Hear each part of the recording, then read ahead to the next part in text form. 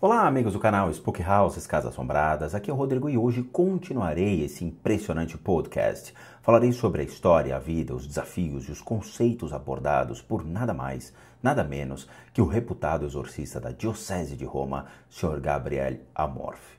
Por isso digo, sentem-se e acomodem-se, porque o fascinante mundo do Vaticano abre suas portas para elucidar nossos olhos e nossa mente sobre esse incrível tema.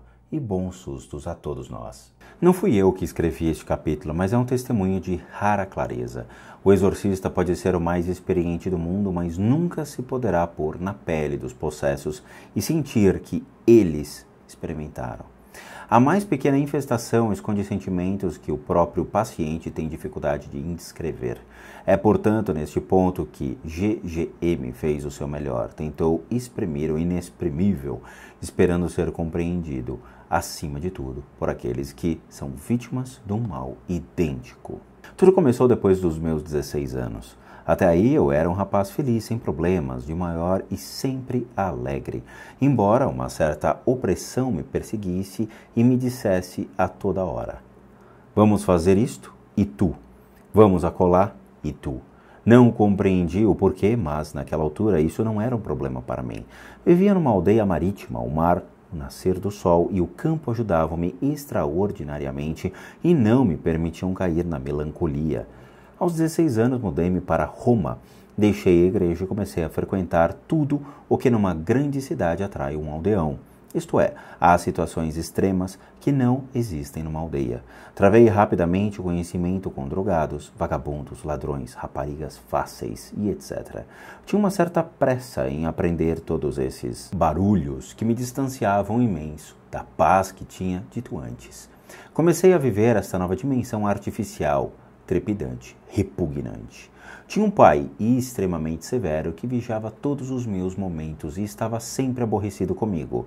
A soma de todos esses desgostos e de todas as humilhações que me fazia sentir fez-me saltar como uma mola para a rua. Saí de casa, conheci a fome, o frio, a falta de dormir e a maldade.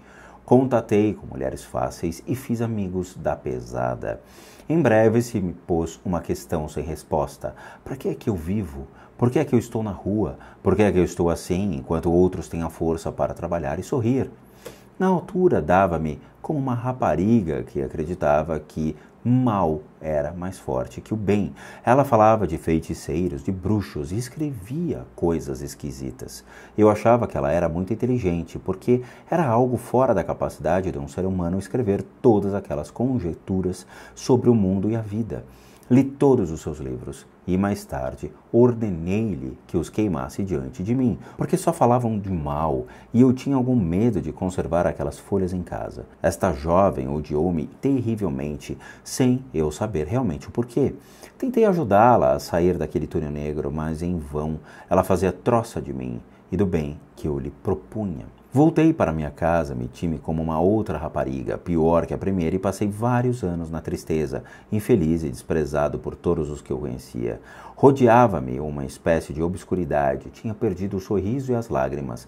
Estavam sempre prontas a inundar a minha cara. Estava desesperado e perguntei-me mais uma vez: por que vivo? Quem sou eu? Quem faz o homem sobre a terra? Claro que isso não interessava a ninguém à minha volta e vi-me num momento de desespero intenso, a exclamar com uma voz fraca, no mais profundo de mim mesmo: meu Deus, estou perdido. Eis-me diante de ti, ajuda-me. Parece que fui escutado. Alguns dias depois, a rapariga com quem andava entrou numa igreja, comungou e converteu-se num tempo recorde. Fiz o mesmo para não ficar atrás e encontrei uma igreja onde se preparava uma procissão dedicada à Virgem de Lourdes. Pediram-me ajuda para levar a imagem. Embora envergonhado, aceitei e até fiquei orgulhoso. Comunguei e fiquei surpreendido com a bondade e a compreensão do confessor. Saí de lá dizendo para comigo: cheguei lá, voltei para o bem. E, mesmo que não soubesse o que era o bem, sentia que era assim. Algumas semanas depois, ouvi falar de Medjugorje, onde a Virgem aparecia desde 1981. Parti imediatamente em companhia da minha amiga, impelido, não sei por que prodígio, que não sei descrever. Viramo-nos completamente para a igreja, mudamos de vida, amando mais a Deus do que a nós mesmos, de tal forma que ela decidiu entrar para a religiosa e eu, pela minha parte, pensei no sacerdócio. Não cabia em mim de alegria por finalmente ter uma razão para viver e por saber que a minha vida não acabava aqui. Mas isso era apenas o início. Alguém, com efeito, não estava de modo algum satisfeito com essa situação. Passaram-se vários anos. Depois voltei a Medjugorje e, de volta a Roma, comecei a perceber-me do eco daquela obscuridade que envolvia a minha alma antes de descobrir Deus. No espaço de algumas semanas, aquela sensação que eu atribuía à opressão do meu pai, às condições desgraçadas em que eu tinha vivido por razões diversas e a um sofrimento que eu pensava ser comum a toda a gente. Sem compreender que não era assim, esta sensação dizia eu, tornam-se realidade. Comecei a sofrer como nunca, transpirava, tinha febre e todas as minhas forças me tinham abandonado a ponto de não conseguir comer e de ser preciso dar-me a comida à boca. Tinha a sensação de sofrer com algo que não era o meu corpo e que, com efeito, parecia estranho a esses acontecimentos. Experimentei um desespero intenso e via que, não sei com que olhos, umas trevas que obscureciam não o quarto onde me encontrava ou a cama sobre a qual se estendia há meses, mas o futuro, a possibilidade de vida, a esperança do amanhã. Estava como que morto por uma faca invisível e sentia que aquele que enterrava essa faca me odiava e desejava principalmente a minha morte. É muito difícil explicar por palavras, mas era exatamente como eu disse. Ao fim de alguns meses eu estava louco, já não estava no meu perfeito juízo e queriam levar-me para um manicômio. Já não sabia o que dizia, porque então vivia numa outra dimensão, a do meu sofrimento. Estava como que separado da realidade, era como se eu não estivesse presente no tempo, senão pelo meu corpo, encontrando-se a minha alma algures num lugar horrível, onde a luz não penetra e a esperança não existe. Estive longos meses assim, entre a vida e a morte, e não sabia o que pensar. Perdi amigos, parentes e a compreensão da família. Eu estava para lá do mundo, eles já não me compreendiam e eu não podia pretender isso a eles, sabendo muito bem o que tinha dentro de mim, mas que nunca seria capaz de descrever. Quase que esqueci Deus, e mesmo se me dirigia a Ele com choros e lamentos intermináveis, sentia-o longe de mim, a uma distância que não se media em quilômetros, mas em negações. Alguma coisa dizia não a Deus, o bem, a vida, a mim mesmo.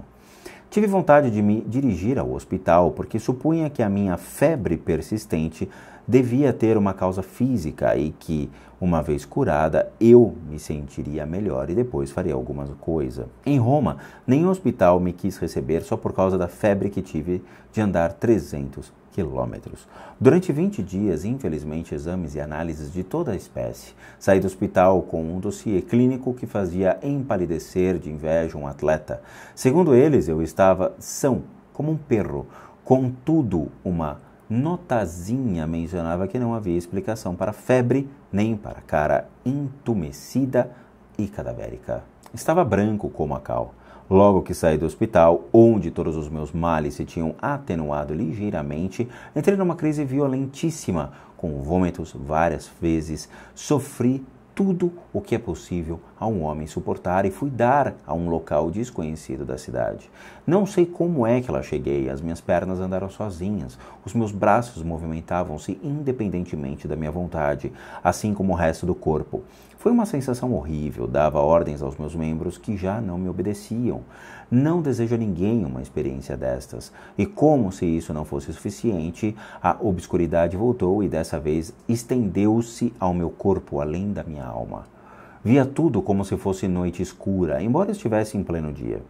O meu sofrimento atingira o seu máximo. Comecei a gritar, a revolver-me no chão, como se o fogo tivesse penetrado em mim, e invoquei a Virgem nesses termos. Mama, mama, tem piedade de mim. Mãe, suplico-te, Santa Mãe, dá-me a graça, porque morro. As dores não se acalmaram e o sofrimento era de tal maneira desesperado que perdi mesmo o sentido da orientação e, agarrado às paredes, alcancei uma cabine telefônica. Consegui marcar o número, encostado na cabeça do vidro e ao aparelho. A única pessoa que eu conhecia respondeu-me e veio me buscar para me levar para Roma. Antes de chegar, compreendi como por um suspiro externo que tinha estado a ver o inferno, não o tinha tocado, não o tinha vivido lá dentro, tinha-o apenas visto de longe. Essa experiência transformou muito mais a minha existência do que a conversão em Medjugorje. Nesse momento eu não pensava na realidade ultraterrestre, mas explicava tudo por motivos psicológicos, desadaptação, pai opressivo, traumatismos infantis, choque emocionais e várias outras coisas que, como num belo desenho, explicavam muito bem o porquê dos acontecimentos. Tinha frequentado psicologia durante 5 anos, como autodidata, e assim consegui definir um esquema segundo o qual era óbvio que sofresse. No dia da festa de Nossa Senhora do Bom Conselho, acreditava nela, por isso a invoquei.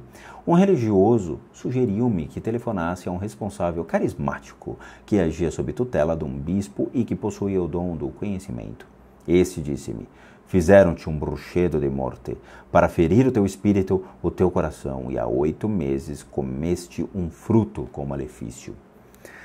Desatei a rir, não acreditando em nada daquilo, mas depois, ao referir sobre o assunto, senti reacender dentro de mim esperança. Tinha me esquecido dessa sensação e pensava no tal fruto e no que tinha passado há 8 meses atrás. É verdade, disse eu, comi mesmo esse fruto e lembrava-me mesmo que não o queria comer por uma repulsa instintiva em relação à pessoa que me oferecia. Conscendia tudo, decidi então seguir o tratamento que me tinha sido aconselhado, isto é, as bênçãos. Pus-me à procura de um exorcista e, depois de ter sido motivo de risos para padres e bispos e me ter sujeitado às suas humilhações, descobrindo assim um aspecto da igreja deturpado pelos seus próprios pastores, encontrei o padre Amorfe. Lembro-me muito bem desse dia. Ignorava o que era uma bênção particular. Pensava no sinal da cruz, como aquele que faz o padre no fim da missa. Sentei-me, ele pôs a estola sobre meus ombros e poisou uma das suas mãos sobre a minha cabeça. Começou a rezar em latim e eu não percebi nada. Ao fim de alguns instantes, um suor fresco, mesmo gelado, saía da minha cabeça para o resto do corpo. Pela primeira vez desde há quase 1 ano, a febre deixava-me. Não disse nada. Ele continuou e, a pouco, a esperança voltou a viver em mim. A luz do dia tornava-se luz, o cântico dos pássaros já não mais se aparecia com o dos corvos e os barulhos exteriores tornavam-se ruídos normais, perdendo o seu caráter obsessivo. Com efeito, vivia permanentemente com tampões nos ouvidos, porque o mais pequeno barulho me sobressaltava. O padre Gabriele Amorfe disse-me que voltasse e, ao sair, experimentei uma vontade enorme de sorrir, de cantar e de me alegrar. Que maravilha, pensava eu. Acabou-se. Era verdade, tudo o que eu tinha experimentado era verdade. Era a raiva de alguém que me odiava e não a loucura minha que me tinha causado todo esse mal. É verdade, repetia eu a mim mesmo, é tudo verdade. Hoje passaram-se 3 anos e, progressivamente, bênção após bênção, voltei ao normal e descobri que a felicidade vem de Deus e não das nossas conquistas ou dos nossos esforços. O mal, a dita pouca sorte, a tristeza, a angústias, os tremuras nas pernas, a tensão nervosa, a depressão nervosa, a insônia, o medo da esquizofrenia ou da epilepsia, tive efetivamente várias crises, e tantos outros males de que eu era vítima desapareceram como uma simples bênção. Faz agora 3 anos que acumulo provas sobre provas que me demonstram que o demônio existe, que age muito mais do que as pessoas podem pensar e que tudo faz para ficar escondido e nos persuadir de que estamos doentes disto ou daquilo, embora seja ele o autor de todos os nossos males e que treme diante de um padre que ostente uma hisope na mão. Quis descrever esses acontecimentos, a fim de convidar os que lerem o meu testemunho a ter em conta este aspecto da nossa vida. Eu que, infelizmente, experienciei em cheio. Contudo, estou muito feliz por Deus ter me permitido esta imensa prova, porque hoje começo a receber frutos de tantos os sofrimentos. A minha alma está mais pura e vejo agora o que antes não distinguia. Sobretudo, estou menos cético e mais atento à realidade que me rodeia. Eu pensava que Deus me tinha abandonado quando Ele nunca tinha estado tão próximo de mim como nesses momentos, preparando-me para o encontrar. Com esse testemunho, quero também encorajar aqueles que estão doentes, como eu estive, a não desesperar. Porque, ainda que pareça evidente, é preciso não acreditar nem um segundo nesta aparente evidência de que Deus nos abandona. Não é assim, e mais cedo ou mais tarde, acaba por se ter a prova disso. Basta perseverar, mesmo que leve anos. Devo, contudo, acrescentar uma coisa: as bênçãos têm um efeito tanto mais intenso quanto seja a vontade de Deus e não depende da vontade do exorcista nem do exorcizado. Segundo a minha própria experiência, esta intensidade depende muito mais do desejo da conversão da pessoa do que das práticas exorcistas. A confissão e a comunhão equivalem a um grande exorcismo, especialmente na confissão. Sendo bem feita, experimentei um imenso alívio dos tormentos de que falei e encontrei a comunhão uma doçura nova que nunca imaginei que pudesse existir. Há muito tempo antes de todos esses sofrimentos, confessava-me e comungava, mas como não tinha nenhum incômodo, não podia ver que me imunizava. Se é que eu posso exprimir assim. Agora ceio e convido especialmente os mornos a acreditar que Deus está realmente presente à porta do confessionário e na hóstia que tantas vezes se recebe com grande distração. Convido igualmente os céticos a acreditarem antes que alguém os force a fazê-lo, como aconteceu a mim. Dirijo-me por fim aos pobres, porque ninguém é mais do que eles, aos possessos, aos odiados por Satanás, que se serve dos seus próprios conhecimentos para matar e oprimir. Não percam a fé, não desesperem, não submetam à vossa vontade as sugestões violentas e os fantasmas que o maligno vos apresenta, porque esta é a sua verdadeira finalidade, e não propriamente infligir sofrimentos ou fazer o mal. Não visa a nossa dor, mas algo mais, que é a destruição da nossa alma desesperada, levando-nos a declarar: basta, sou um vencido, não passo de um brinquedo nas mãos do mal. Deus não é capaz de me libertar. Deus esquece os seus filhos, se lhes permite tais sofrimentos. Deus não me ama, o mal é mais forte do que ele. Isto que é a verdadeira história do mal, contra o qual nós devemos responder, mesmo quando a dor nos faz perder a fé. Nós queremos querer a fé, nós queremos querer esta vontade. O demônio não pode tocar, porque é a nossa, porque não é nem a de Deus, nem a do diabo, mas é a nossa, porque Deus nos fez donos dela no momento da nossa criação. Devemos, por isso, dizer sempre a não a quem quer que seja que deseje destruí-la. Devemos acreditar, como São Paulo, que ao nome de Jesus Cristo todo o joelho se dobra nos céus e na terra e nos infernos. É a nossa salvação. Se não acreditamos nela com firmeza, o mal que nos é imposto com malefícios ou feitiçarias pode durar anos sem haver melhoras.